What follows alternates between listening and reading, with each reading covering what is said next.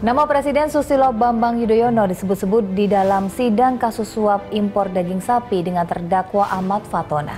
Ya, dalam persidangan disebutkan orang dekat Ketua Umum Partai Demokrat itu membawa uang 40 miliar rupiah milik PT Indoguna Utama. Partai Demokrat bersama SBY terus melawan korupsi tanpa pandang bulu. Bergabunglah bersama kami. Katakan tidak pada korupsi. Terus mendesak siapa yang dimaksud dengan Sengmen. Sosok berikutnya yang menarik perhatian adalah Bunda Putri. Dalam percakapan telepon antara Lutfi Hasan Ishak dengan Ridwan, Bunda Putri sempat ikut serta. Jangan bilang kalau memang nggak tahu bilang aja nggak tahu apa itu 40 M kan itu selesai urusannya. Betul.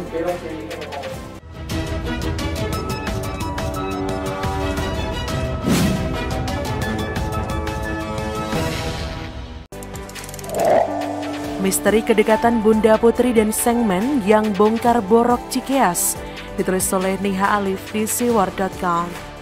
Mengenai uang 40 miliar rupiah dari PT Indoguna Utama, terus mendesak siapa yang dimaksud dengan Sengmen. Dan selanjutnya yang kemudian beberapa hari ini menghangat adalah figur Sengman. Dalam percakapan Fatana dengan Ridwan, Fatana menyebutkan uang untuk engkong akan diantar oleh salah satunya oleh Sengman. Ridwan bahkan menyebutkan Sengman sebagai orang Presiden SBY yang kerap diutus untuk berurusan dengan PKS. Ia diketahui adalah seorang pengusaha asal Sumatera Selatan yang bernama Sengman Cahya. Pihak istana sendiri membantah Presiden mengenal Sengman.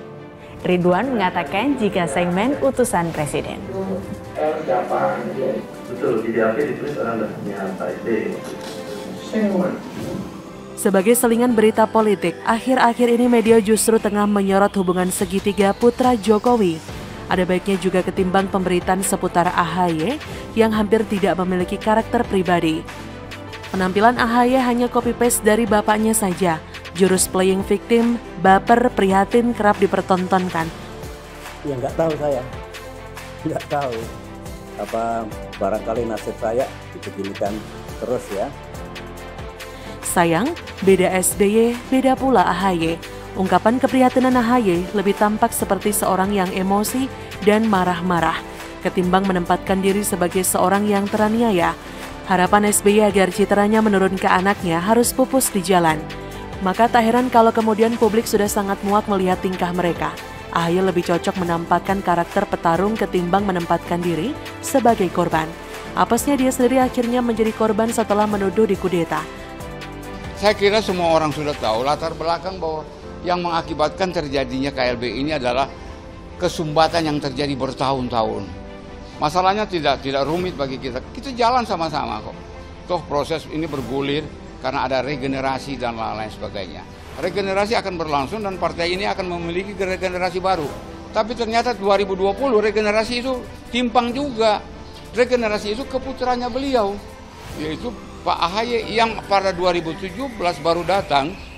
KLB Daily Serdang telah membuka mata publik bahwa Demokrat bukan melulu milik SBY dan AHY, bahwa dalam diam banyak yang memiliki idolanya sendiri. Dalam hal ini, tentu Muldoko memiliki nilai lebih positif ketimbang AHY dari segi manapun. Tapi kembali lagi karena sang mantan masih haus kekuasaan, alih-alih legowo ia justru hendak menabuh genderang perang. Tak pelak justru, aib-aibnya di masa lalu dibongkar oleh netizen. Kamu pikir SBY jadi presiden itu benar-benar dia presiden dalam pikirannya? Aku tanya, siapakah yang ada di dalam diri presidenmu? Keluarganya, partainya, kan begitu. Gelengkan kepala dan katakan Tidak. Tidak. Abaikan rayuannya dan katakan Tidak. Tidak. Ketua Dewan Pembina nggak boleh. Kamu konsentrasi jadi buruhnya rakyat. Ini untuk kepentingan jutaan orang.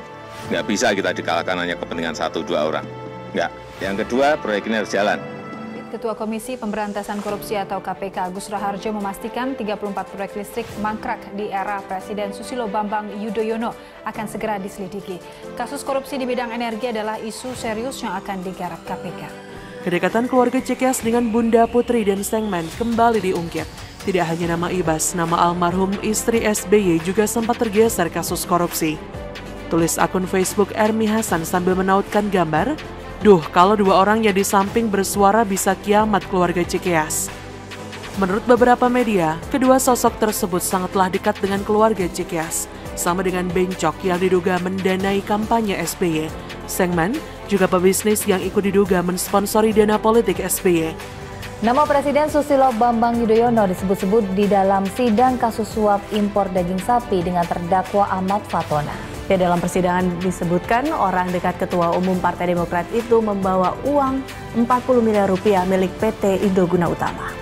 Sosok berikutnya yang menarik perhatian adalah Bunda Putri. Dalam percakapan telepon antara Lutfi Hasan Ishak dengan Ridwan, Bunda Putri sempat ikut serta. Dalam hasil sadapan itu terdengar bagaimana Bunda Putri begitu berkuasa, bahkan mampu mengatur posisi para pejabat pemerintahan serta mempengaruhi pengambil keputusan. Hakim berkali-kali mendesak Ridwan untuk mengungkap identitas Bunda Putri, namun belum berhasil. Ia hanya menyebutkan perempuan itu merupakan mentor bisnisnya yang tinggal di Pondok Indah. Sengman disebut terlibat dalam suap impor daging sapi yang ditangani KPK. Sedangkan Bunda Putri disebut memiliki kedekatan dengan Ani Yudhoyono. Bunda Putri ini ikut mengatur fee dalam mega proyek Hambalang. Dirinya yang juga istri Pas Pamres menjadi pengikut setia keluarga Cikeas. Ternyata selain saksi-saksi kasus Hambalang yang menyeret ibas seperti Nazarudin, Anas, Angelina Sondah, ada juga dua nama yang sempat menghebohkan. Sayang kasus besar seperti ini harus mentah lantaran Ketua KPK Abraham Samad pada waktu itu memilih tidak mau berurusan lebih jauh dengan keluarga Cikeas. Ini baru dua kasus yang terungkap, belum lagi fee petrol yang juga mengalir pada Cikeas. Betapa serakahnya SBY yang memanfaatkan kekuasaan dengan terus-menerus menyedot uang negara ke dalam tempatnya. Yang sudah tiangnya dulu udah berpuluh tahun, 20 tahun tiangnya saja, tapi nggak pernah ada penyelesaian. Hingga tak menjabat pun keserakahannya ia turunkan kepada anak-anaknya. Pertama menempatkan Ibas di posisi sekjen semuanya sendiri, lalu menempatkan Agus di posisi ketum yang tak memiliki pengalaman matang di dunia politik. SBY juga disebut meminta jatah 9 miliar dari anggaran Jawa Timur untuk membangun museum keluarga di Pacitan. Dengan begitu serakahnya orang ini sangatlah bego kalau masih ada yang mau bersimpati. Suara jeritan keprihatinan dan selalu merasa terzolimi sejatinya adalah bentuk ketamakannya. Yang ada dalam benak SBY hanyalah ia dan keluarganya. Masa depan Cikeas dan aliran uang abadi dengan menjual keprihatinan. Tak peduli dengan banyaknya warga miskin di Pacitan, tak peduli betapa banyaknya kader Demokrat yang dipalak dan menjerit. Tak peduli dengan kawannya yang masuk bui. Asal keluarga Cikeas aman, maka tak ada yang ditakutkan. Menurut AHY, mereka yang melakukan KLB memiliki muka yang lebih kasar ketimbang tembok. Kalau begitu bapaknya yang kaya raya dan terus prihatin memiliki muka lebih kasar ketimbang pasir dan kerikil. Belum terlambat bagi pemerintahan Jokowi untuk membersihkan benalu negara, meski berstatus mantan presiden sekalipun. Sri Mulyani sudah menunjukkan taringnya ke anak cendana. Kini giliran memeriksa kembali kasus sang mantan yang melibatkan keluarga besarnya. Masih banyak saksi yang berkeliaran yang bisa dimintai keterangan tentang kejahatan mereka. Bisa dimulai dari sosok Bunda Putri dan Sengman. Bunda Putri juga dikenal dengan nama Bupur atau Sylvia Soleha, istri Purnomo, kepala rumah tangga Cikeas. Sylvia Soleha adalah teman dekat Ibu Negara Ani Yudhoyono. Sylvia juga sering terlihat berada dalam rombongan Ibu Negara. Ani Yudhoyono menghadiri berbagai kegiatan, misalnya saat peringatan Hari Olahraga Nasional di gedung tenis indoor dan lain sebagainya. Karena kedekatannya dengan Ibu Negara itulah sudah bukan rahasia lagi banyak pejabat ataupun pengusaha, termasuk maklar proyek berusaha mendekati Sylvia. Sedangkan sosok Sengman ternyata pernah dibicarakan Bambang Susatyo. Seperti diberitakan Merdeka.com, nama Sengman Cahya tiba-tiba muncul di pusaran korupsi kuota impor daging sapi yang melibatkan mantan Presiden PKS Lutfi Hasan Ishak. Sengman disebut-sebut sebagai orang utusan Presiden SBY yang mengambil jatah 40 miliar rupiah dari PT Indoguna Utama. Anggota Komisi 3 DPR Bambang Susatyo menyatakan bukan sebuah rahasia jika Sengman dekat dengan SBY. Sengman kata dia tidak semisterius Bunda Putri yang juga diduga ikut terlibat dalam pusaran korupsi kuota impor daging sapi. Kita tunggu saja gebrakan Jokowi terhadap mantan elit penguasa. Kalau dulu sempat pesimis dengan ormas radikal, akhirnya kita tahu Jokowi sekali murka sudah bisa menghanguskan HTI FPI hingga ke akar.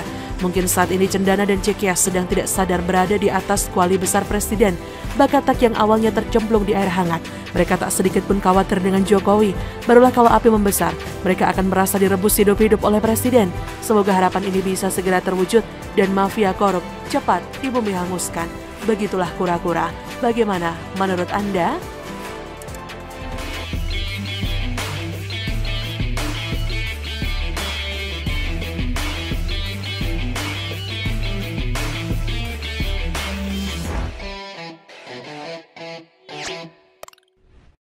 Jangan lupa untuk subscribe dan nyalakan lonceng notifikasinya.